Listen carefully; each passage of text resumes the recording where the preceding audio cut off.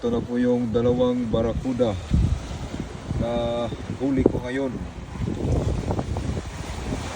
Yellowtail na barakuda.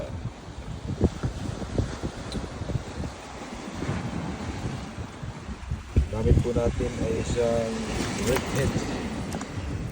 Ito, buhay pa. Redheads na 40 grams at Shimano na 3000 series na Siduna C3000.